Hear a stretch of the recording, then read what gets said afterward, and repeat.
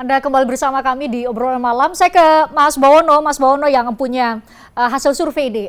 Kalau di highlight kan kami coba highlight ya apa poin-poin utama yang disampaikan di hasil survei indikator politik 30 April hingga saat 5 Mei.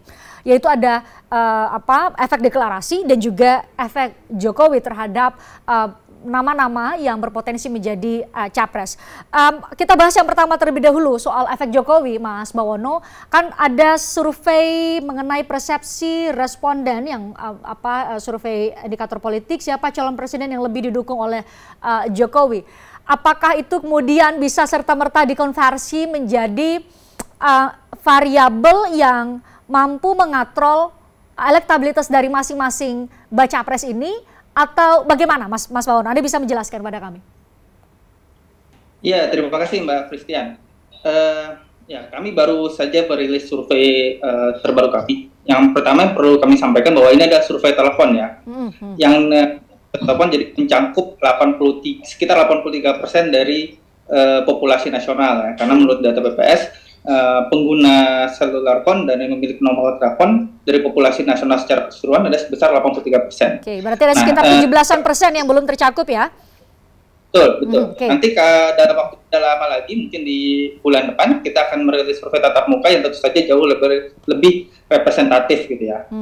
Nah, memang temuan survei kami menunjukkan gitu ya terjadi rebound katakanlah gitu istilah tadi yang sudah disampaikan juga oleh Mbak Christian terhadap elektabilitas Ganjar Pranowo gitu ya pasca deklarasi PDIP dan juga P3 gitu ya terhadap Pak Ganjar gitu. Dari simulasi 19 nama kalau dibandingkan dengan elektabilitas beliau di simulasi 19 nama juga di survei terdahulu itu ada kenaikan sekitar hampir 10% gitu ya gitu. Tapi ketika dikerucutkan menjadi 3 nama nama Pak Prabowo juga naik melonjak gitu ya. Dari kalau di simulasi 19 nama, Pak Prabowo itu elektabilitasnya di angka 24%, sekitar 24%. Di 3 nama juga beliau melonjak menjadi 34,8% gitu ya. Bahkan meskipun masih dalam rentang margin of error, secara urutan Pak Prabowo di atas gitu. Kemudian disusul oleh Pak Ganjar Pranowo dan Pak Anies Baswedan gitu. Jadi memang ada rebound setelah deklarasi PDIP terhadap Ganjar gitu ya. Nah, tetapi kemudian rebound itu belum efek deklarasi itu belum sampai melampaui angka sebelum terjadi penurunan elektabilitas terhadap Ganjar ketika kontroversi Piala Dunia U20. Di bulan Februari di survei kami juga di survei telepon gitu ya. Elektabilitas Ganjar itu kan sebelum ada kontroversi 35% gitu. Nah, ketika kontroversi turun jadi 27,9%, ini simulasi 3 nama ya. Kemudian di simulasi 3 nama survei terbaru ini kembali lagi di 34,4%. Artinya elektabilitas Pak Ganjar hari ini kembali ketika sebelum ada kontroversi. Jadi belum bisa melampaui angka 35% gitu. Nah, jadi efek deklarasinya sejauh ini baru pada mengembalikan rebound, belum sampai meningkatkan hingga hanya di atas 40% gitu. Itu temuan utama pertama dari survei kami baru rilis Mbak Christian. Kedua, tadi soal efek dukungan Jokowi terhadap kandidat calon presiden. Ya. Nah, kami juga mengikuti dalam survei ini, gitu ya. Misalnya ketika Pak Jokowi mendukung Pak Ganjar Pranowo, memang ada efek elektoral yang peningkatan gitu yang terjadi terhadap elektabilitas Pak Ganjar Pranowo dalam simulasi 3 nama juga ya. Kalau tadi tanpa dukungan secara terbuka terhadap Ganjar Pranowo oleh Pak Presiden Jokowi, elektabilitas Ganjar 34,4%, ketika ada kita tanyakan apabila ada dukungan secara terbuka dari Presiden terhadap Ganjar Pranowo, elektabilitas beliau menjadi 38,2%. Jadi ada peningkatan sekitar 3,5% kurang lebih gitu ya. Begitu juga Pak Prabowo, ketika tanpa dukungan terbuka misalnya dari Presiden kepada Pak Prabowo, elektabilitas beliau di simulasi 3 nama kan 34,8%. Nah, ketika kita tanyakan ada dukungan secara terbuka misalnya dari Presiden terhadap Pak Prabowo, elektabilitas beliau meningkat juga sekitar kurang lebih sama 3,5% ya, menjadi 38,3%. Ya. Nah, memang yang tekan adalah ketika ada dukungan secara terbuka dari Presiden, baik kepada Ganjar Pranowo maupun pada Prabowo Subianto, yang tertekan secara orang adalah Anies Baswedan gitu ya. Artinya kalau ada dukungan secara terbuka dari Presiden akan mempengaruhi sedikit penurunan dari elektabilitas Anies Baswedan. Gitu. Oke. Nah, kita tahu betul pada musrah kemarin, Bang Deddy, tidak hanya satu nama yang diterima atau direkomendasikan oleh sejumlah relawan Pak Jokowi, tetapi ada beberapa nama, termasuk di dalamnya memang ada Ganjar Pranowo, kemudian kalau yang perwakilan hari ini berarti ada Pak Prabowo Subianto, kecuali Pak Anies Baswedan, Bang Deddy. Jadi bagaimana kemudian publik seharusnya menafsirkan atau menangkap beberapa waktu ini ada kemudian perdebatan sebenarnya yang di-endorse sama Pak Jokowi siapa sih, Bang Deddy, dan bagaimana kemudian publik melihat menghubungkannya dengan baca pres PDI Perjuangan dalam hal ini Ganjar Pranowo? Sebenarnya bukan publik yang bertanya-tanya ya, yang bertanya-tanya itu elit. Jadi yang pusing dengan Pak Jokowi mau dukung siapa itu kan elit. Pak Jokowi sebagai kepala negara kan nggak mungkin dukung-mendukung ya. Sebagai kepala pemerintahan juga dia tentu harus melakukan tugas-tugasnya dengan baik. Bahwa beliau punya preferensi ya haknya beliau gitu ya. Tapi sepanjang tidak menggunakan kekuasaan yang ada pada dirinya. Nah, apakah berdampak kepada siapa Pak Presiden misalnya menjatuhkan dukungan dengan pilihan rakyat? Ya nanti kita uji. Saya kira interpretasi data dari semua lembaga survei ini kan kita terus-menerus lakukan gitu ya. Cuma kan sayang karena kita nyaris tidak bisa mendapatkan raw data yang dimiliki oleh para surveyor ini, sehingga kadang-kadang kita agak sulit untuk menilainya. Kita tunggu saja Mbak dari nanti lembaga-lembaga survei untuk melihat sejauh mana memang dampak katakanlah endorsement Pak Jokowi terhadap capres cawapres gitu ya. Kalau kami sih berpendapat bahwa sejauh ini hubungan Bapak Jokowi dengan Ibu Megawati, dengan Pak Ganjar, dengan partai, dengan para relawan itu masih di garis yang sama.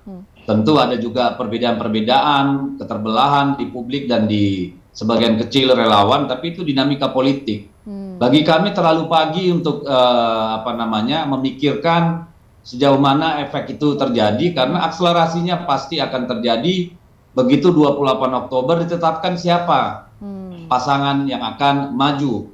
Ya, itu akan mengubah seluruh dinamika survei kalau menurut saya. Kenapa? Ya. Kenapa Bang Deddy? Apa efeknya Bang Deddy? Kalau kita menunggu pada saat pendaftaran sudah jelas siapa capres cawapresnya. Variabel apa menurut Anda yang akan menjadi penentu utama waktu itu? Di saat itu? Ya, adanya kepastian bagi pemilih ya tentang siapa yang akan maju. Kalau sekarang kan masih menduga-duga. Adanya kepastian misalnya bagi para influencer yang berpengaruh terhadap publik gitu ya, atau sentimen opini publik ke arah mana gitu. Lalu proses panjang sebelum mencapai 28 Oktober, sejauh mana outreach dari masing-masing pasangan juga akan berpengaruh. Jadi kami percaya bahwa itu akan berubah secara signifikan ya. Begitu 28 Oktober ditetapkan lalu masuk masa kampanye. Jadi bagi kami sih Jepang masih terlalu jauh untuk menduga-duga Mbak, masih banyak kerjaan lain yang lebih penting saya kira daripada menduga-duga atau taati gatuk gitulah. Ya, kita tunjukkan dulu tingkat kepuasan terhadap Presiden Jokowi dari berbagai lembaga survei pada pemirsa. Mungkin sudah banyak yang tahu ada sekitar 70, kalau LSI itu 78,8 ya. Kemudian yang terbaru Carta Politika 79, ada SMRC 82%-an ya. Jadi di angka itu tingkat kepuasan publik terhadap kinerja Presiden. Bang Dhanil, apakah kemudian juga secara internal meskipun mungkin terus-menerus berkomunikasi dengan anggota koalisi yang lain, dalam hal ini sekarang yang sudah secara jelas kan adalah PKB ya, belakangan juga katanya nanti Golkar yang akan bergabung. Kita bahas di lain kesempatan soal Golkar gabung atau enggak. Nah, Bang Dhanil, tapi secara internal apakah juga dibahas mengenai efek Jokowi sehingga kemudian kita lihat di banyak kesempatan Pak Prabowo juga hadir bersama-sama dengan Pak Jokowi, bahkan Pak Jokowi juga pernah menyebutkan bahwa mungkin sudah waktunya Pak Prabowo. Prabowo. Ini secara internal dibahas dan apakah ada data yang kemudian juga diolah secara internal bahwa ini juga mengatrol elektabilitas Pak Prabowo yang diperoleh hingga kini? Pasti, Christian. Jadi faktor Pak Jokowi penting. Jadi saya yakin semua capres itu punya preferensi untuk didukung oleh Pak Jokowi sebagai pemimpin pada saat ini. Kenapa? Karena beliau punya pengaruh yang luas, tingkat kepuasan beliau masih sangat baik, artinya banyak rakyat yang masih punya harapan terhadap beliau. Tentu ini adalah catatan penting bagi kami di Partai Gerindra dan catatan penting untuk Pak Prabowo. Itu pertama. Yang kedua, Christian, mau tidak mau Pak Prabowo adalah anggota kabinet. Pak Prabowo adalah anak buah Pak Jokowi. Nah, tentu kepentingan Pak Prabowo itu adalah ingin memastikan pemerintahan Pak Jokowi sukses. Karena ketika pemerintahan Pak Jokowi sukses, itu artinya juga Pak Prabowo sukses sebagai anggota kabinet, dan trickle down effect itu akan dialami sebagai bonus elektoral. Nah, itu yang kemudian pada saat ini kita sadari betul posisi Pak Prabowo, dan tentu kami semuanya berkomitmen untuk mengawal sepenuhnya pemerintahan Pak Jokowi pada saat ini. Oke. Bang Deddy, kalau kita dengarkan narasi Bang Dhanil bisa dengan mudah mengatakan, karena memang Pak Prabowo adalah menteri menjadi pembantu presiden, bisa dengan mudah mengatakan bahwa ya tingkat kepuasan terhadap Presiden Jokowi saat ini juga adalah bagian dari kerja Prabowo Subianto. Tetapi bagi Ganjar Pranowo, bagi PDIP, tingkat kepuasan terhadap pemerintahan Presiden Jokowi atau terhadap Presiden Jokowi saat ini itu apa? Dan kalau mau digunakan sebagai strategi elektoral, apakah itu digunakan atau tidak? Saya kira sama saja ya, bahwa kita berpendapat sedikit banyak pasti ada pengaruhnya. Tingkat approval rating dari Pak Jokowi terhadap menteri-menteri di kabinetnya, terhadap partai-partai pengusung pasti akan memberikan dampak. Tetapi seberapa besar dampaknya ya nanti kita tunggu hasil survei yang yang lebih rigid gitu ya. Dan kemudian ya setelah 28 Oktober gitu. Nah, itu yang menurut kami penting gitu. Karena kalau sekarang semua kan bisa mengklaim, Mbak, gitu ya. Semua bisa mengambil manfaat dari situ, tidak ada masalah gitu ya. Yang paling penting kan kita harus sepakat bahwa siapapun nanti yang maju itu pasti orang-orang terbaik yang akan menyempurnakan apa yang sudah dikerjakan oleh Pak Jokowi. Itu yang paling penting gitu loh bagi kami. Jadi dan Ganjar Pranowo ada di situ, PDI Perjuangan ada di situ, itu komitmen yang tidak bisa ditawar-tawar, bahwa apa yang sudah dikerjakan Pak Jokowi harus dilanjutkan, apa yang sedang dikerjakan harus disempurnakan, sembari membawa ke tingkat yang lebih tinggi, harapan-harapan baru yang lebih baik gitu. Karena pemerintahan Pak Jokowi juga bukan pemerintahan yang sempurna 100%, jadi memang kita tentu harus terus-menerus berupaya sepanjang pemerintahan Pak Jokowi ini hingga 2024 semua berjalan dengan baik, semua berjalan dengan sesempurna mungkin, sehingga rakyat memang merasa bahwa kalau Pak Jokowi mengendorse memang itu orang yang tepat bagi negara ini gitu. Tetapi seberapa besar dampak atau manfaatnya, ya kecil besarnya ya kami tidak bisa menduga-duga. Ya. Nanti biar rakyatlah yang akan menentukan. Ya, gitu. Biar rakyat yang menentukan. Bang Deddy, tapi mungkin yang bisa ditentukan oleh PDIP dalam hal ini sebagai pengusung Ganjar Pranowo kan adalah seberapa Anda menyebut bahwa ada pencapaian kinerja Presiden Jokowi selama 8 tahun menuju 9 tahun ini, dan itu siapapun capresnya harus melanjutkan dan menyempurnakan apa yang sudah dicapai oleh Presiden Jokowi. Tetapi bagaimana PDIP meyakinkan bahwa sosok Ganjar Pranowo lah yang mampu untuk menyempurnakan, kalau narasi Anda pilih tadi, menyempurnakan apa yang sudah dicapai oleh kader terbaik PDIP saat ini, yaitu Joko Widodo memimpin negeri ini 9 tahun? Ya, saya kira lihat saja ya dari dari sejak Magelang gitu ya dan seterusnya, walaupun ada pasang surut gitu ya, kita melihat bagaimana kedekatan Pak Jokowi dengan Pak Ganjar gitu ya. Bagaimana mereka berasal dari satu rahim satu genetika ideologi yang sama gitu ya. Bagaimana mereka datang dari satu daerah dengan kebudayaan yang sama, latar belakang yang sama, sama-sama anak rakyat biasa gitu ya.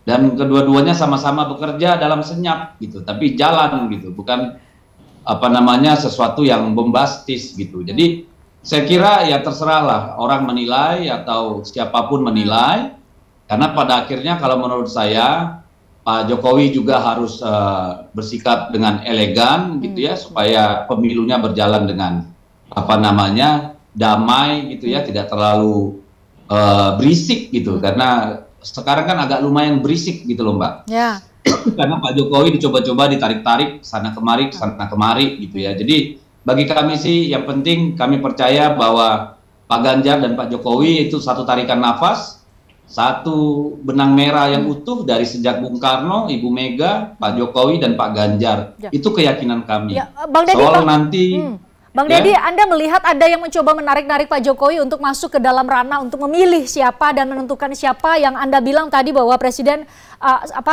saat ini berkonsentrasi menjadi kepala negara sekaligus menjadi kepala pemerintahan? Itu tugas Mbak Christian mencari tahu, tugas saya untuk nggak ngasih tahu Mbak. Kalau mau tahu nanti kita ngopi-ngopi Mbak, saya kasih tahu. Iya. Nanti saya ketemu Bang Deddy lah untuk lanjut soal ini, karena ini juga perlu untuk kemudian kita telisik. Oke, saya ke Bang Herzaki yang punya cerita berbeda dibanding dengan Bang Dhanil dan Bang Deddy. Ini adalah Bang Herzaki. Kalau dari berbagai lembaga survei memang hanya sekitar 20%-an ya yang tidak puas terhadap Presiden Jokowi, dan kalau ditarik menjadi itu elektabilitas seorang Anies Baswedan ya segitu elektabilitasnya. Tidak mau berpikiran lain, mengambil juga ceruk yang puas terhadap Presiden Jokowi dengan jumlah yang lebih banyak, Bang Herzaki, secara pragmatis demikian? Gini Mbak, survei itu lagi-lagi adalah salah satu metodologi gitu untuk masukan ya bagi kita dalam mengambil keputusan. Tapi bukan satu-satunya alat. Mas AHY berulang kali menyampaikan survei kita tinggi, jangan terlena, ya jangan kemudian berhenti bekerja keras, karena penting bagi kami yang utama adalah bagaimana kita terus bekerja untuk rakyat. Ya, karena itulah yang membuat elektabilitas kita meningkat. Yang kedua, kemudian katakanlah kalau misalnya suatu saat elektabilitas kita tidak sesuai dengan harapan kita, ya tidak apa-apa. Itu harusnya bisa menjadi cambuk buat kita untuk bekerja dengan lebih keras lagi gitu. Jadi kalau dari kami melihat survei ini, bagaimanapun ini kan menjadi suatu masukan. Tapi kan tidak hanya satu nih survei, ada macam-macam survei. Kita bicara mengenai kepuasan dan ketidakpuasan juga sangat variatif gitu. Nah, kalau dari kami melihatnya lagi-lagi begini.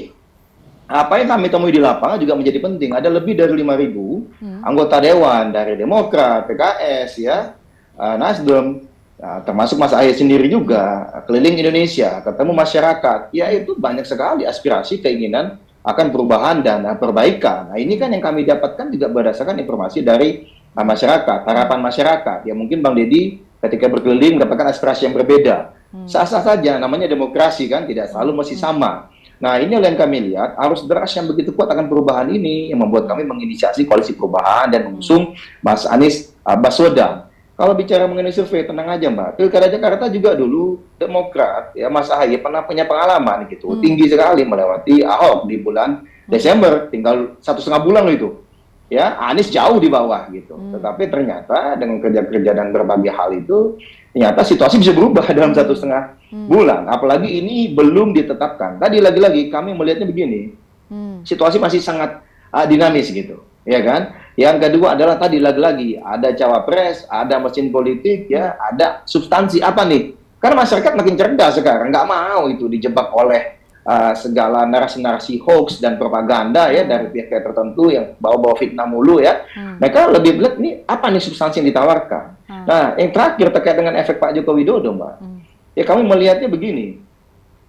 Kita ini beruntung, Mbak. Bersyukur punya presiden ya yang luar biasa selama ini gitu ya. Pasca reformasi ada Pak Habibie, ada Gus Dur, ada Ibu Mega. Yang masih hidup nih ada Pak SBY dan sekarang Pak Joko Widodo. Mereka ini kan adalah person-person yang sebagai pribadi ya tidak mungkin Mbak ditiru-tiru gitu loh selanjutnya. Ini punya kekhasan tersendiri, surveinya luar biasa, prestasinya luar biasa gitu. Sehingga kalau kami melihat apa yang bagaimana nih gitu, apa pelajaran yang bisa kita ambil?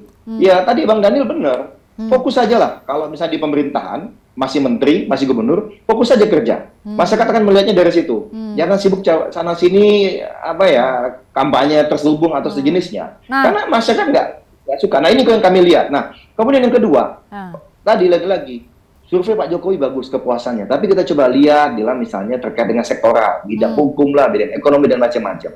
Nah, yang terakhir terkait dengan survei tadi juga nggak bisa loh Mbak otomatis Pak Jokowi ini baik, lalu dengan mudah diturunkan ke Pak Ganjar lah, ke Pak Prabowo lah, atau capres-capres lain. Nggak serta-merta seperti itu. Karena apa? Masyarakat itu menginginkan originalitas. Apa nih ide dan gagasan seorang Anies Baswedan, seorang Ganjar Pranowo, seorang Prabowo Subianto. Ya, itulah yang dibawa oleh Pak Jokowi, itulah yang dibawa oleh Pak SBY, itulah yang dibawa oleh Ibu Mega dulu gitu. Nah, inilah yang ditunggu-tunggu sebenarnya oleh publik. Baik. Gitu. Saya coba validasi ke Mas Bawono yang punya datanya secara berkala pula ya. Jadi saya coba validasi. Tadi seperti kata Bang Herzaki kan, kalau Pak Prabowo masih sibuk menjadi menteri, Pak Ganjar Pranowo masih sibuk menjadi menjadi gubernur. Sebenarnya kan yang punya waktu sangat banyak untuk datang keliling berkampanye, bukan berkampanye sekarang istilahnya, mensosialisasikan dirinya adalah Anies Baswedan. Tetapi Anda Pak Mas Bawono bisa menjelaskan kenapa hasil surveinya di angka 19% ya, ada 20-an di beberapa lembaga survei lain yang kalau ditarik itu hampir sama persis dengan angka yang tidak puas terhadap Pak Jokowi, karena yang puas 80-an% di angka 78 sampai 80-an%. Mas Bawono mungkin secara detail bisa menjelaskan. Ya, pertama kita tentu sepakat ya, Pak Jokowi sebagai kepala negara dan kepala pemerintahan akan sangat elok bila tidak menunjukkan kecenderungan pada salah satu bakal capres saja gitu ya. Itu jaga wibawa dan netralitas beliau. Itu kita tentu semua sepakat gitu ya. Nah, tetapi memang kemudian publik sudah terlanjur melihat apa yang terjadi beberapa bulan belakangan, misalnya bahwa ada kedekatan antara Pak Jokowi dengan bakal capres tertentu misalnya. Tadi juga sudah tadi disampaikan oleh Mbak Christian misalnya, dalam satu momen misalnya Pak Jokowi mengatakan Pak Prabowo giliran selanjutnya gitu ya. Nah, itu yang kemudian terekam di survei kami, di persepsi publik gitu ya, bahwa sejak awal tahun ini itu ada kelihatan yang berbeda dari komposisi elektabilitas Pak Prabowo gitu ya. Selain Pak Prabowo mampu menjaga basis politik beliau ya, basis pemilih beliau di 2019, kita kan melakukan cross tabulasi silang ya, antara pilihan di pemilihan presiden 2019 dan pilihan presiden di 3 nama misalnya, terlihat sekali bahwa dari komposisinya pemilihnya Pak Ganjar itu dominan dari mereka yang merasa puas, dari mereka yang berasal dari pemilih Pak Jokowi dan Pak Kiai Haji Ma'ruf Amin gitu. Itu dominan. Kalau di survei kemarin kami rilis itu ada sekitar 54,9%, artinya 50% lebih dari komposisi pemilihnya Pak Ganjar itu berasal dari pemilih Pak Jokowi dan Pak Ma'ruf Amin, Kiai Haji Ma'ruf Amin.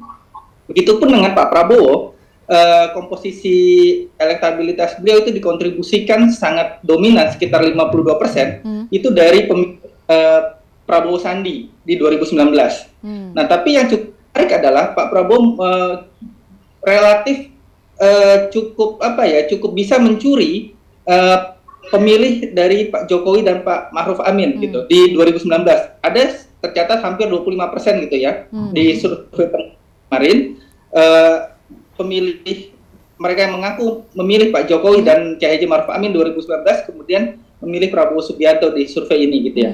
Nah, begitu juga dengan Pak Anies gitu ya. Mas Anies di dominannya memang berasal dari mereka yang memilih Pak Prabowo Subianto dan Sandiaga Uno di 2019. Jadi dari sini sudah kelihatan memang mengapa ada persaingan ketat gitu ya antara 2 nama misalnya, antara Prabowo Subianto dan Ganjar Pranowo. Nah, yang menjadi catatan mungkin bagi Mas Herzaki gitu ya, teman-teman di Demokrat, teman-teman di PKS dan di Partai Nasdem terhadap Anies Baswedan, kita menemukan bahwa belum ada soliditas yang solid gitu ya, cukup tinggi dari pemilih-pemilih Demokrat misalnya, pemilih Nasdem dan pemilih PKS. Ini akan menjadi PR menurut saya. Tadi juga sudah disampaikan secara secara sekilas terjadi bahwa pemilih Demokrat, pemilih Nasdem, pemilih PKS itu belum terlalu solid menjatuhkan pilihannya kepada Anies Baswedan. Jadi soliditas ini yang harus dikuatkan. Lain misalnya dengan Pak Ganjar, kita memahami bahwa Pak Ganjar itu kader dari PDI Perjuangan. Itu sudah 60% pilih PDI Perjuangan yang memiliki preferensi politik pilihan capres terhadap Ganjar Pranowo. Begitu juga dengan pemilih Gerindra yang 65% memiliki preferensi pilihan terhadap Prabowo Subianto. Nah, problemnya bagi Anies kan karena beliau bukan kader partai manapun gitu ya, dan kemudian diusung oleh 3 partai gitu ya. Bagaimana membuat pemilih dari ketiga partai ini mayoritas untuk mendukung Anies Baswedan.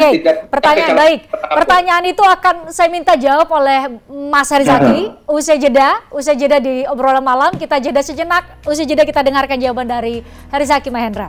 Sesaat lagi.